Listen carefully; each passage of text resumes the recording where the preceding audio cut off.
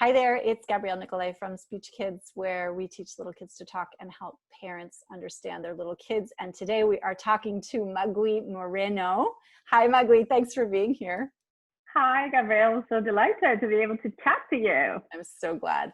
So the first question I wanted to ask you is, what is it that you do exactly? Right. So my kind of tagline is support for special needs parents. I am a coach for parents, but I'm not a parenting coach.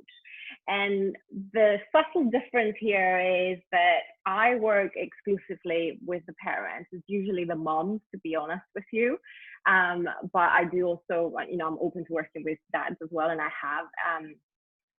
And I focus on their well-being, so our well-being as parents. And the reason is I am a special needs mom myself. My son, Adrian, who is 9, he has autism spectrum disorder.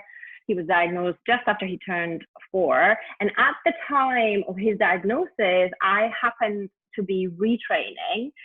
So in a former life, I used to do development work, international development work, and kind of poverty reduction stuff. So I was very focused on that. We lived in Africa for a little while. We had our son there. And then we moved back to Europe, where my husband and I are from. And at that time, I felt like I wanted to change. And so I retrained as a mindfulness coach. Mm-hmm. And so I initially started working as a mindfulness coach in general. I didn't have a kind of like a target sort of ideal client, but the kind of people that came to be, again, were mostly women, were mostly moms, and were mostly stressed out moms, which I think is quite a common category. Mm-hmm. And then our son was diagnosed with autism, and I had to go through my own process of dealing with that, accepting that diagnosis, accepting my feelings about that diagnosis. And it was very deep kind of personal transformational work. And I felt, wow, if I didn't have a mindfulness practice and a meditation practice for myself, I would have come out of this in a much, much worse off place. Mm. And so I thought, and so in just around the time we were coming, to the US, we were moving to the US, which was 2 years ago, 2018, I decided to focus my coaching practice for parents with special needs kids, mm-hmm. not just autism, any developmental learning differences, mm-hmm. So ADHD or dyspraxia or dyslexia or any kind of, learning difficulties or differences. Mm-hmm. Because again, my work is not about the kids, it's about the parents. And I think that is really, really important, because oftentimes as parents, and particularly when we have special needs kids, we are so focused on their therapies, on finding them the support that they need, on how they're doing at school, on how they're doing socially. And it's all about them, understandably, but we end up burnt out ourselves, and we end up becoming strangers to ourselves, actually. And that has a knock-on effect on the quality of our life and the quality of our family's life. Mm-hmm. And so I'm curious about this. So you say, like, if not for mindfulness, you would have a different attitude, perspective, journey about your own child. So what did that look like for you in terms of knowing this as a professional and then having to go through it as a parent? Mm-hmm. And obviously that gives you incredible value to the parents that you serve. But so tell me a little bit about like what that was like. How did that go? What does it look like? Yeah. So I mean, I could sum it up in one word, and that is acceptance. Yeah, I knew you were going to say that. And I know that it can be a bit airy-fairy and a bit kind of like, flower power, as I sometimes say. What does that mean? Well, it doesn't come easily, when your child is different to what you expected. And the thing is, we all have expectations about our children. I always say when a child is born, or even before a child is born, there's a whole host of expectations that are born as well. And that happens for neurotypical kids too. But I think that the gap between the reality and your expectation is so massive when there are developmental and learning differences, that it can really cause a crack. It's like a crack. It kind of tears you. And so acceptance doesn't happen overnight. And I think it's right that it shouldn't. It's a whole process. And I think what mindfulness did for me was it helped me go really deep into understanding myself and understanding my triggers and understanding why certain things really annoyed me. And that would have happened, I think eventually anyway, with an ongoing meditation and mindfulness practice. But having this diagnosis and all these kind of real practical difficulties thrown at us when our son was 4 was like basically like an acceleration of the acceptance, and I often say, with mindfulness there's a real danger, and there's been articles written about this, the real danger of mindfulness is kind of like fast consuming. Mindfulness is trendy, mindfulness sells, therefore let's brand everything mindfulness and it'll do good. Mindfulness juice. Mindfulness is like a magic wand, but it doesn't actually require any difficult work, or it doesn't work like that. Actually, it does. And I think what my son's autism diagnosis did for me was it forced me to really come down and get dirty. And as a mindfulness coach, oftentimes, at least for me at the beginning, it was very much about the theory and the practice, but not the shadow. Integrate the shadow. So the shadow is all those parts of us, all that stuff in us, in our psychic makeup, in our psychological makeup that we disown, that we are not willing to admit to, or that we feel uncomfortable around, and therefore we minimize it, or we deny it, or we just ignore it. And so when you have a major challenge in your life, like a diagnosis of autism for your kids, you have to. So I say that I was definitely a mindful person before my son's diagnosis, but I was able to live and to parent mindfully after my son's diagnosis. It brought it all to land, basically. Right. And it's true. What you're saying is in terms of the disconnect between, a child who has special needs or a disability and the expectation. The chasm is so wide that you can't help but see it. And once you see it, if you're going to, have any semblance of a life, you have to confront it at some point. And so how are you going to confront that? So, but when people come to you, what do they think is the problem? So this is very interesting, because the main sort of sticky point, the main problem that most people come to me with is stress management. So I'm really stressed out because my child has a disability. Exactly. I'm burnt out because, my child has, is placing so much more demands on me, and it's very difficult to parent my child, and I have got so many balls up in the air, people are burnt out. And I think, and this was obviously well before COVID-19, things have changed a little bit. Added to the mix.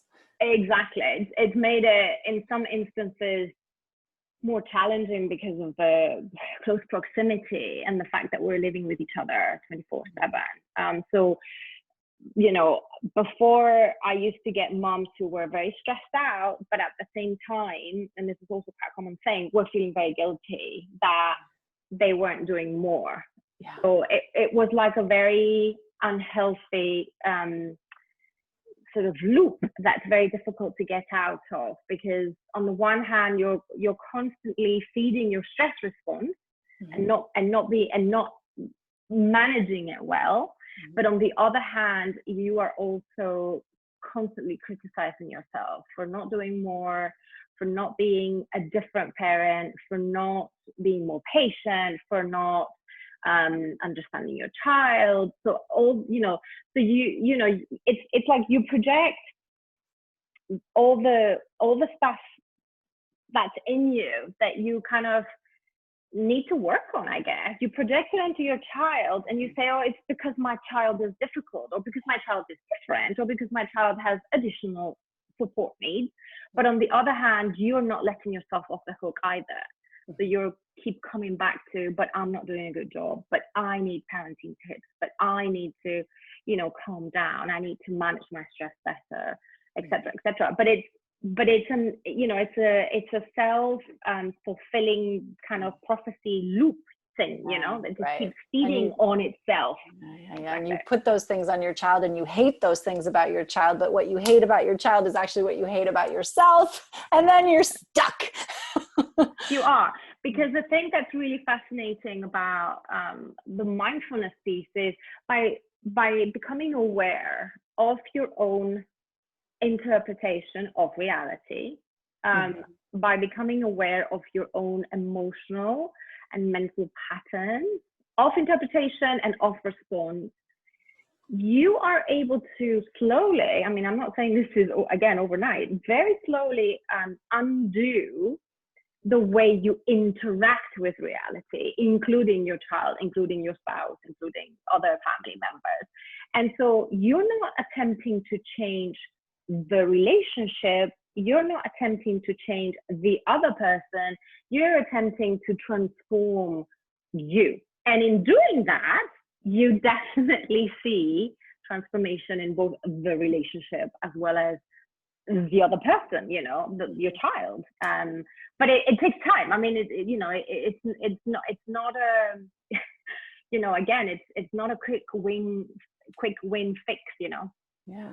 And when people come to you, are they aware that that's what's going to have to happen? And how do you get buy-in for that process? So that's a very interesting question. And again, the buy-in, the easiest way to get buy-in is, again, by making it all about your child again, which is a bit of a paradox, right? But, you know, but to really, because again, I talk a lot about self-care. Self-care is one of the kind of pillars. I have like 3 pillars of work in terms of I guess, the content and the avenues to do this self-inquiry. One is self-awareness, and that's kind of like the mindfulness piece, understanding why we do what we do. Like, why do I respond to that and that kind of behavior in that kind of way when my husband or my mother doesn't? You know, they respond to other things in other ways. And I want to stop you here, because most of the people who are watching this are going to be parents of young children who maybe haven't thought about the fact that the way that they're responding is actually a conditioned response, that many of those patterns are established way back. Some of them come from our great-great-grandparents, right? It's the story of the roast that, you know, every time the grandmother made the roast, she cut off one side of it and put it in the pan. And when somebody finally asked her why, she said, well, my great-grandmother had a small pan and the roast was always too big. There was no reason for it, but everybody had always done it reflexively. Right. So then exactly, it's automatic. So, you know, these, and the self-awareness piece comes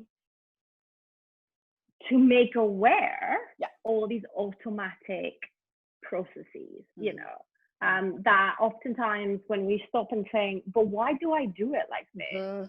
That you actually realize that there is no reason. There's no reason, you know. So that's very, very important. And that also, I think, helps you understand your child as well, and understand the importance of you becoming aware of your own patterns, because patterns are hereditary, as in, you know, your child is seeing and is almost by osmosis getting fed all these approaches, patterns, views of the world. And so it's kind of important that you clean your own slate before, you know, or as you, you know, help your child with theirs. So the second pillar is self-care. And so I would say, going back to your original question, you know, what's the buy-in? It's the whole notion of, look, you're stressed out, but the stress is just the tip of the iceberg. There's a whole bunch of stuff under that. You're not stressed just because, oh, well, we're all stressed because that's the way we live in the first world in 2020. No, I'm sorry, it doesn't fly. You're stressed because your stress response is basically being triggered too much, because you see or your brain sees too many activities, events, people as dangerous and or as in any way an attack on your integrity, whether it's physical or psychological, which is usually the main thing, right? So so the self-care piece comes in to say you are responsible for your welfare. And when you take that responsibility up, which you should, you are also going to be contributing to the welfare of the rest of your family, and specifically your children. Because children, particularly when they're very young, their nervous systems are like attached to ours still. So we get triggered by them, they get triggered by us, and they also feed off of our energy, so to speak, of our kind of system, our nervous kind of system response, right? So it's very, very important. So the buy-in comes from understanding that you want to be a good mom, you want to be, you want to be the best mom that you can think of, that you want to aim for, then it's your responsibility, but it will have an impact on the well-being of your kids. So that's kind of where it comes in. And then the third pillar. Good. I was going to ask you, what's the third one? Yeah, it's connection. And again, when you repair your own connection, because as I said at the beginning, as parents and particularly as special needs parents, we are often totally disconnected from ourselves. At our lowest point, at our points of grief and of real struggle, we tend to be totally disconnected from the people we were before we had children. We're disconnected from our, like, what do we like, what do we want, we're kind of living from day to day and from task to task, and so we have this tunnel vision, right? So the connection piece is really important, because mindfulness helps you to connect to your now, to connect to your body, and in connecting to your body, to your own emotions and your own feelings, and becoming aware of your own thoughts, you are then better able to be present with yourself. And in doing that, you're better able to be present with your child. And then that changes the quality of the connection. And it's less of a, oftentimes in parenting, we fall into very, what I would say, like very functional, transactional like, kinds of interactions. Give and take. You need that, I give it to you. You ask me for that, I give it to you. Or I say no, or you negotiate with me, I negotiate back. It's very give and take. And that's normal, that's fine, and that will be probably the larger part of our days as parents. But I think that there is a deeper level of connection that allows you to just be with your child at certain moments of the day, and to let go of expectations and agendas, and this desire to achieve something. But again, in order to be able to do that, you have to be able to do that with yourself too. So you have to be able to be with yourself, even if it's just a few minutes a day, without asking anything of yourself. And remember that when we ask a lot of our children, and it is also a bit of a deflection or a reflection, I guess, and a projection of how we ask ourselves. So, how we approach if we are very critical with our children, chances are that we are very critical with ourselves, and chances are that our parents were very critical with us when we were growing up. All those patterns. Yeah. Yep. Wow. Now, okay. People talk a lot about being present. And so I would love for you to, in a functional example, if you can, explain, number one, why that's important. Number two, what that looks like. Because presence is another one of these buzzwords, right? We have to be mindful and we have to be present. Okay, it's all, I'm here, like my body is here. Am I not present? Right, exactly. So you're present physically, but most of the time we're not present wholly.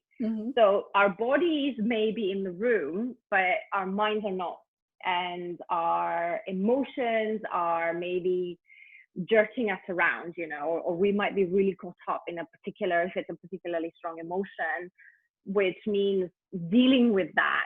And oftentimes not dealing with that emotion is also taking us away from being present. So presence is about quality, it's not about quantity. And that's why, again, it's not about being present all day long. It's probably quite impossible in a realistic kind of, setting. Yeah, if you go away on a spiritual retreat, maybe, but in daily life, parenting life, it's not very realistic to aim to be present most of the time. Just a little bit of the time is very, very important.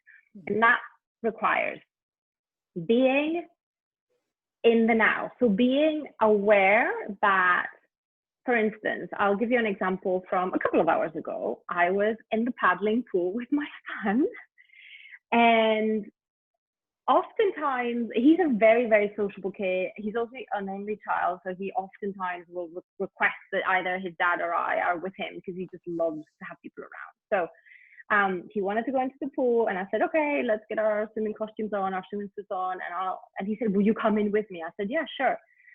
But I dropped. Normally I would, if I'm very busy or if I'm in a very kind of chaotic, busy mental mode, I will be in the paddling pool with him. I'll be annoyed because he's splashing me and I told him, no, I don't want to get my hair wet. Or I'll be, and I'll be thinking about what I need to prepare for dinner. And I'll be thinking about the interview I'm going to have with Gabrielle and whether I should be, preparing. And whether. And if you wet your hair is going to look terrible on camera for the interview later. Exactly. And you can see how, with just the one single thought, you basically have created a whole movie in your mind. You're not being present. I was, if I was in that situation, I wouldn't be present. And what's changed in me is I catch myself in movie maker mode. I call it movie maker mode. And then I switch it off. And then I go back. And oftentimes people get frustrated because they're like, yeah, but I'm constantly catching myself, making movies in my head, and that frustrates me. And I always say, look, catching yourself, somewhere else, thinking about something else is great. That is mindfulness. That is mindfulness, because that is the moment you become aware that you're somewhere else. So what I always say to people is don't bring out the whip, okay? Just because you've noticed that you were somewhere else, that you were thinking about what to make for dinner, don't just go, I'm just useless at this. I can't be present. I just can't do mindfulness. No. You have a human brain. I have a human brain. Human brains are designed to do that. So pat yourself on the back because you have noticed that you were not present, that you were distracted. And you will do it a million times a day. And that's fine. You're not failing. You are actually getting it. You're getting what mindfulness is about. And it is a constant going backwards and forwards, in and out of distraction. So one of for me, the thing, practically speaking, what has enabled me to be more present with my son is to take times, say, being in the paddling pool with him, when I mentally say to myself, I am going to give myself 10 minutes and I'm going to try to not think about anything else. I'm just going to enjoy it. And the surest way to anchor it, the present, is to anchor it through your body, to use your senses. So if you're playing with your kids, instead of having that running commentary, another way I like to talk about it is like we'll have sports commentators in our brain. And it's like, okay, and now Johnny is going to move that piece, but he shouldn't be doing that because blah, blah, blah, blah, blah. No. So just notice it. But if you say to yourself before you sit down to play with your kids, I am going to try to be present, you will catch yourself in sports commentator or movie maker mode, and you will be fine. You'll be able to go, oh, no, that's not what this is about. And you go back to smelling, to looking, to, feeling the water. I was in the paddling pool, so I was feeling the sun on my face. I was feeling the water. I was loving every giggle of my son because he's a great giggler. And so it became it when you do anything with that kind of presence, that kind of mindfulness, and you're anchoring that attention, that sort of wanting to be then and there through your body, it becomes innately much more pleasant and pleasurable. Yeah. And peaceful. So then it becomes motivating because for those 10 minutes or 5 minutes, there's no dinner, there's no interviews, there's not, it's just the water, your son splashing, and the funny things that he said. Yeah. Yeah. And that's it. And then you've eliminated all the friction, all the annoyance, all of the don't do's, all of the shoulds, all of those things.